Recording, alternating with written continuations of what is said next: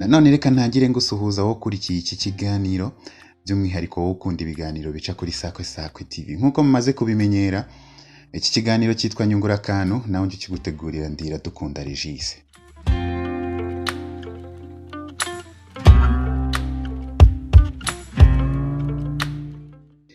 Birashoboka ko nawe waba ufite cyangwa se warigeze kugira urujijo ku ngingo tugiye kuganiraho kuri uyu munsi, ari nayo mpamvu ikiganiro nka Nyungura Akantu kiba cyaraje kugira ngo tubashe kungurana ubumenyi mu buzima bwacu bwa buri munsi. Uyu munsi tugiye kwibanda ku ngingo irebana n'imirire, nkaba ngiye kugusobanurira byinshi ku bigendanye n'imikoreshereze ya deseri. Ntiwibagirwe gukora subscribe kuri Sakwe TV ndetse no gusangiza ibiganiro byacu uba wakunze.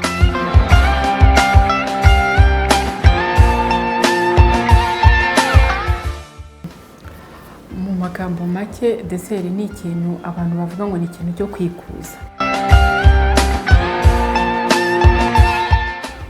Ntago rero deseri ari ikintu kibanza ngo ntago ari ibiryo bibanza, akenshi ni ibiryo biheruka.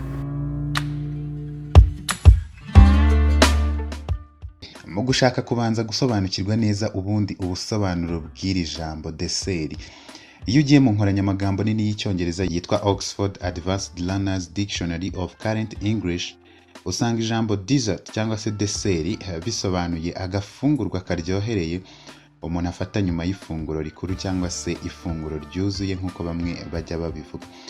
Nyamara iyo ugiye kuri murandasi uhasanga imbuga zitandukanye kandi zikubwira ibintu bitandukanye kuri iyi ngingo. Urubuga rwitwa today.com bakubwira ko agafungurwa karyohereye iyo ugafashe mbere y'ifunguro ari byo biboneye ku mubiri, kuko bituma umuntu abasha kugira umwete ndetse akanabasha kugenzura imirire ye ku buryo adashobora gufata ingano cyangwa se igipimo cy'ibiryo kirenze icyo agomba gufata. Gusa bakakubwira ko nyuma yo kugafata ubanza gutegereza iminota runaka kugira ngo ubashe gufata ifunguro ryuzuye.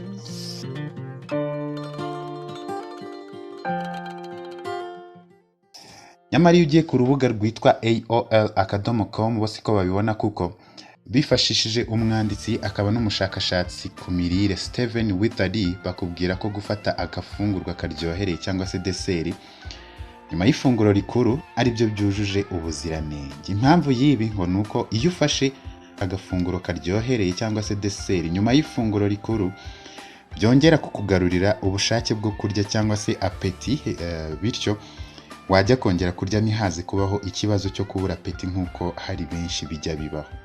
Bakubwira kandi ko mu mpamvu nyamukuru umuntu aba agomba gufata deseri nyuma y'uko arangije gufata ifunguro rikuru ari uko ubundi muri cya gihe umuntu ashonje cyane atari na byiza ko umuntu afata ibinyamasukari, kuko bigira ingaruka mbi ku mikorere y'igifu ndetse bikaba byanatera izindi ndwara nk'umubyibuho ukabije ndetse n'izindi, ari nabo bijya bitera stress kandi ngo zihoraho. Mu gushaka kumenya byinshi ku bijyanye na deseri nka Sakwe TV, twarakunyarukiye twegera inzobere mu mirire no kuboneza imirire hano mu Rwanda, Mukakayumba Anastasie adusobanurira byinshi ku bigendanye n'iyi ngingo. Mu magambo make, deseri ni ikintu abantu bavuga ngo ni ikintu cyo kwikuza. Ikintu bamaze kurya igaburo risanzwe rikuru rinini, hanyuma hari akandi kantu abantu bafashe nyuma yo kurya bene iryo gaburo. Akenshi ni umuco ukunda kuboneka cyane mu bantu bafite uko bifite mu bushobozi bwo kubona ibiryo bitandukanye. Ntekereza ko byaba byaravuye cyane mu bihugu byateye imbere, ntabwo byari umuco wacu cyane, ariko aho biziye abanyarwanda bavuze ko ari akantu ko kwikuza. Rero muri make nuko ngo ku muntu yabyita. Tuvuge nk'urugero, umuntu ashobora kuvuga ngo batuzanire akantu ko kwikuza, ugasanga bazanye imbuto, bazanye umuneke, bazanye inanasi, bazanye ikinyomoro, ibintu bya gutyo, cyangwa se amacunga. Ibyo bintu nibyo abantu bakunda gukoresha nk'ibintu byo kwikuza. Bashobora kurya agakeke, akagato, akabiswi, ngibyo ibintu bikunze gukoreshwa cyane, cyangwa se imbuto zirimo agasukari, ibyo bateka byitwa kompote, ukabona utwo tubuto batetse bashyizemo agasukari nitwo bazanye. Akenshi muri rusange ibintu byo byitwa deseri cyangwa byo kwikuza usanga ari ibintu by'ibinyamasukari, za creme deseri, ibintu bya gutyo usanga ari byo abantu bakoresheje.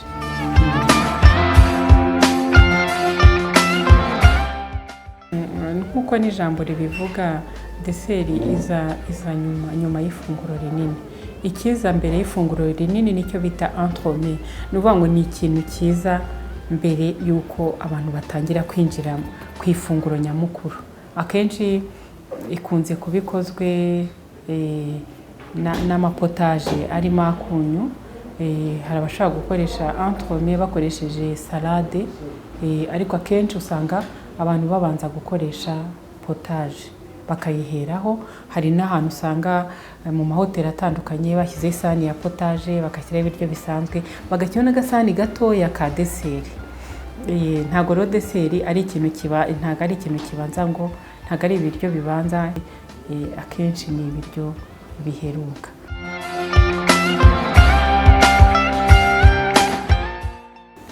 Ni ukuvuga ngo ibyo bintu byakozweho ubushakashatsi n'abashakashatsi bo muri Universite ya California ya Los Angeles. Bakoze ubushakashatsi bashyize ahagaragara ku itariki 21 z'ukwa kane muri 2016.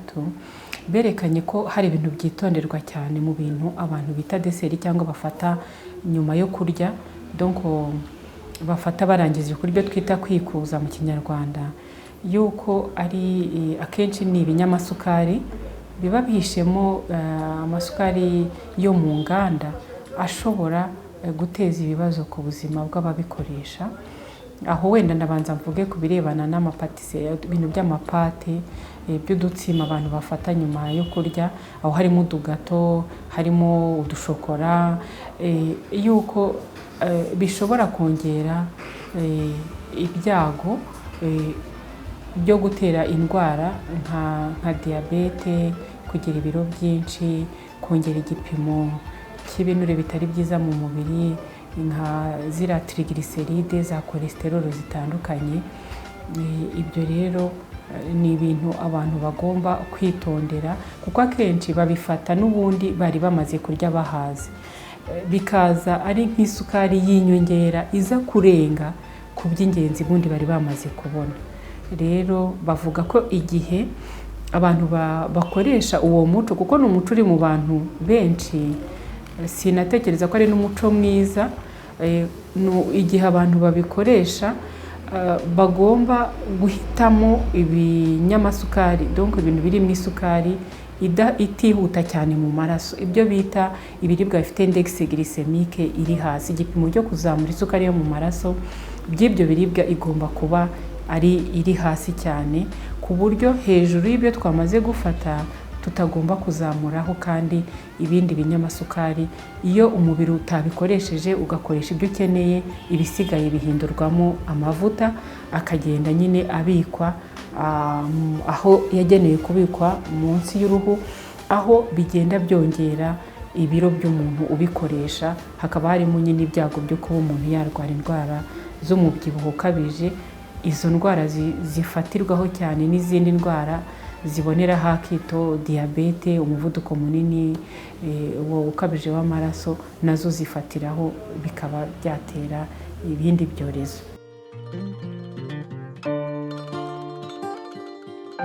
Nk'uko twabivuze, imbuto zigomba kugira nibura umwanya zifatwaho nyuma y'uko twamaze gufata rya gaburo ry'ibanze. Uvuga ngo muri rusange ku mbuto nyinshi hagomba gucamo igihe kitari hasi y'isaha kugira ngo urye izo mbuto.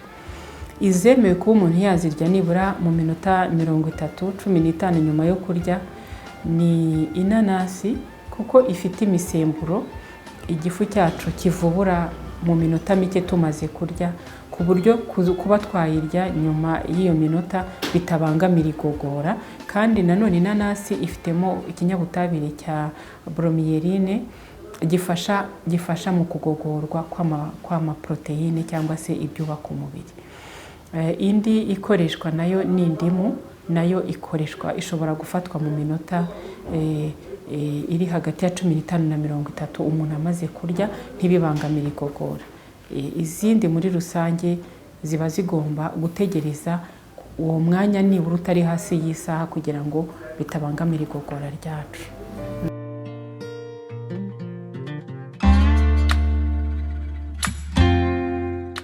Ahanini deseri iza ari inyongera ku by'ingenzi twafashe, ku buryo ntago ndi buvuge ko umuntu udakoresha deseri hari akaga afite kuko yaba ari mu mirire mibi cyangwa yaba arya ibidahagije. Akenshi na kenshi izo deseri usanga ari inyongera izongera n'ibiro, ejo umuntu ugasanga yagize ibibazo byo kugira ibiro byinshi. Ntabwo umuntu atayikoresheje nta kibazo. Uririye imbuto mu mwanya wabugenewe, ukarya ifunguro riboneye kandi riguhagije rifite isuku mu gihe cyaryo, ntago deseri yaba ari ikintu cy'ingenzi. Si ikintu cy'ingenzi mu mirire y'abantu.